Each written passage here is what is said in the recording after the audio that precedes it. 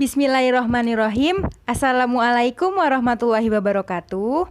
Alhamdulillahirabbil alamin wassalatu wassalamu ala asrofil anbiya'i wal mursalin wa ala alihi wa sahbihi ajmain amma ba'du. Perkenalkan, kami dari kelompok 7 mata kuliah Dasar-dasar bahasa Arab yang akan menjelaskan taukid, badal, dan isim-isim yang dinasabkan. Saya, Mawangi Dewi Lestari Ningrum sebagai pemateri pertama, ada Dinda Yulianda sebagai pemateri kedua, Danengsi sebagai pemateri ketiga, dan Fitri Febrianti sebagai pemateri keempat. Kum nafsi ismi Mawangi Dewi Lestari Ningrum, ana min Serang, saufa asyrafu madatal taukid. Al-awalu, taukid adalah isim atau kata yang mengikuti untuk kata yang dikuatkan baik dalam keadaan rofaknya, nasabnya, jarnya, dan ma'rifatnya. Tujuan dari taukid adalah menghilangkan keraguan atau menghilangkan pengertian di antara dua kemungkinan dari si pendengar. Contohnya, ja'al qaumu kullukum, artinya kaum itu telah datang semua.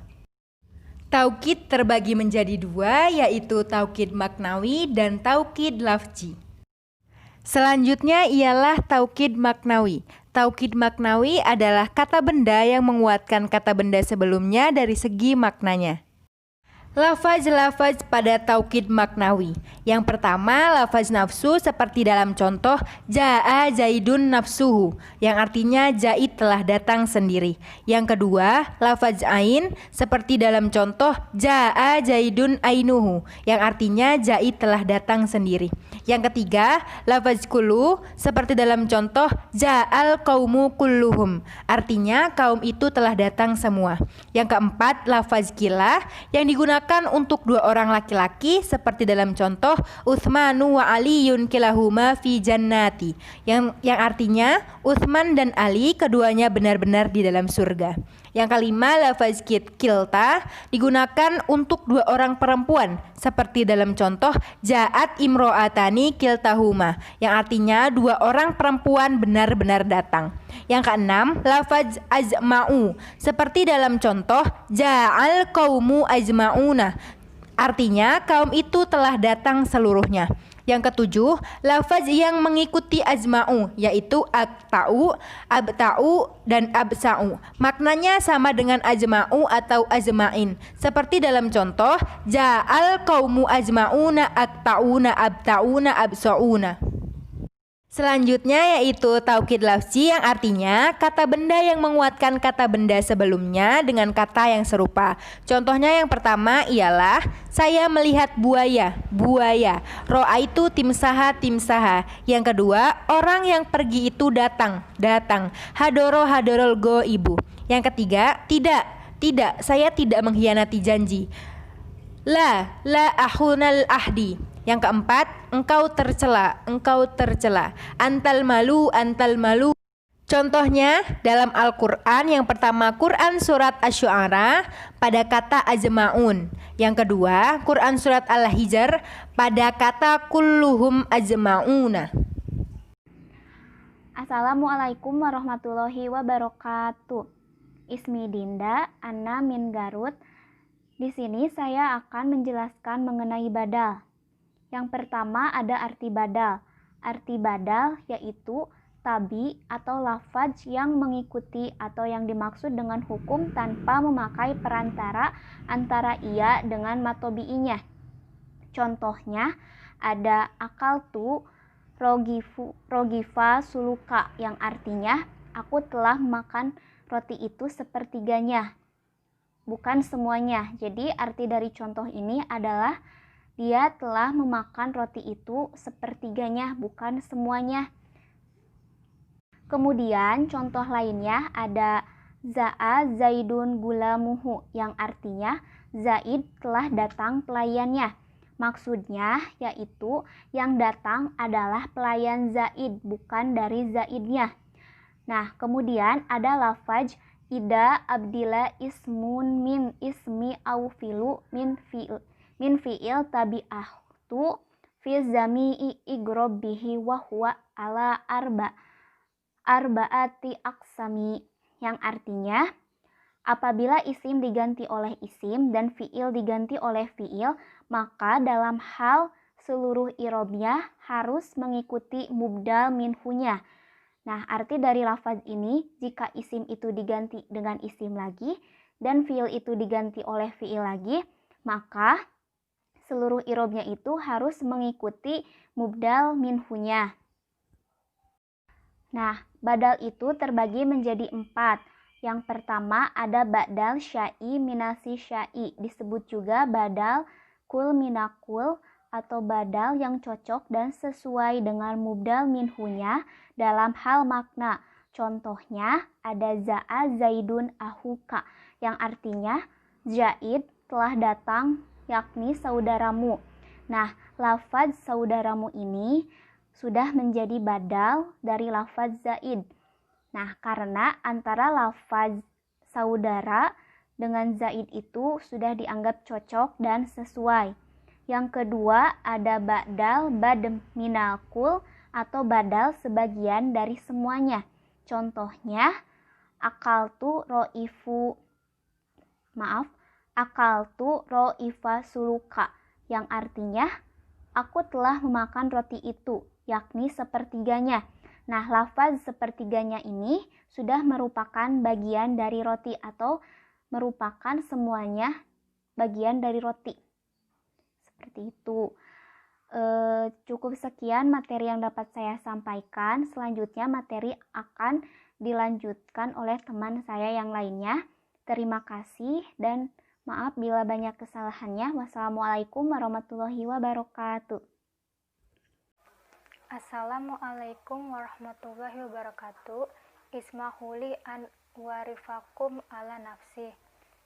Ismi Kamil Daningsih, ana min Indramayu.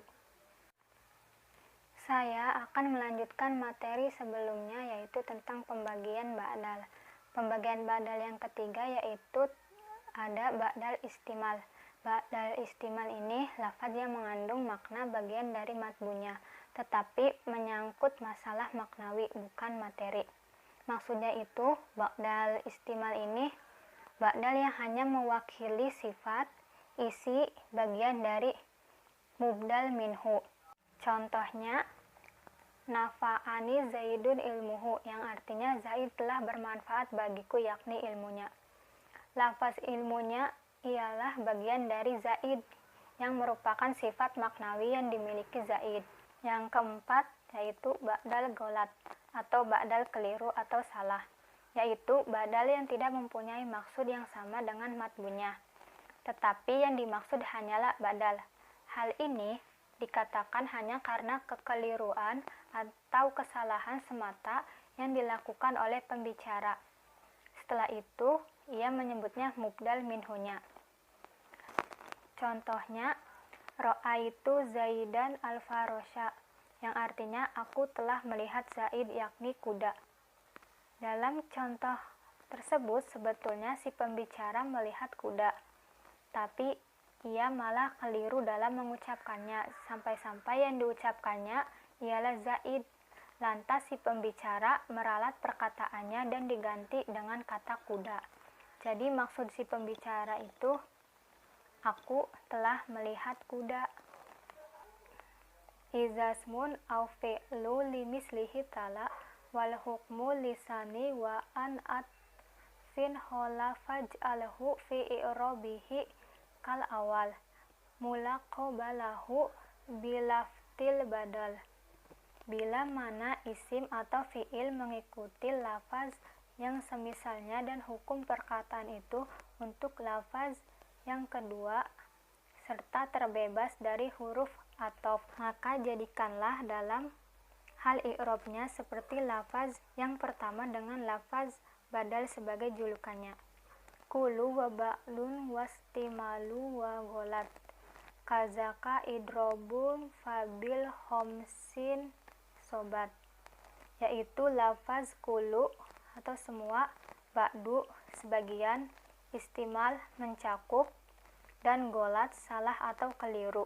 Demikian pula ba'dal idrob, dan dengan yang kelima itu berarti tepat. Sekian yang dapat saya sampaikan, kurang lebihnya mohon maaf. Wassalamualaikum warahmatullahi wabarakatuh. Bismillahirrahmanirrahim. Assalamualaikum warahmatullahi wabarakatuh. Asmahuli an u'arifakum alla nafsi. Ismil Kamil Fitri Febrianti, Tunna Dunani Fitri, Anna min Midinati Bogor. Saya di sini akan melanjutkan materi sebelumnya. Saya akan menyampaikan materi ba'dal i'rab. Teman-teman bisa dibaca ya bahasa Arabnya. Bahasa Arab di situ bermaksud menyebutkan lafaz atau gagasan yang pertama. Lalu setelah memberitahukannya timbul baginya untuk memberitakan lafaz atau gagasan yang kedua. Contohnya yaitu rakitu darojata sayarota, yang artinya aku telah mengendarai sepeda bahkan mobil. Pada mulanya dimaksudkan untuk memberitakan telah mengendarai sepeda lalu disusul dengan mengendarai mobil. Ba'dal i'rab ini hampir sama dengan ba'dal galat. Hanya saja ba'dal i'rab ini bukan karena kesalahan atau kekeliruan, melainkan karena timbul pikiran atau gagasan yang dianggap lebih penting. Selanjutnya, saya akan menjelaskan isim-isim dinasabkan. Isim-isim yang dinasabkan ada 15 macam. Di sini saya menjelaskan hanya 4 isim saja. Yang pertama ada maf'ul ih, seperti lafaz pada contoh berikut ini. Qoro'at Qur'an, yang artinya aku telah membaca Al-Quran.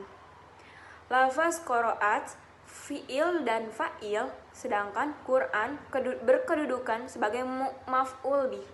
Dinasabkan, tanda nasabnya patah karena isim mufrad. Yang kedua ada musdar, seperti lafaz nasron pada perkataan nasrotu Zaidan nasron, yang artinya aku telah menolong Zaid dengan sebenar-benarnya.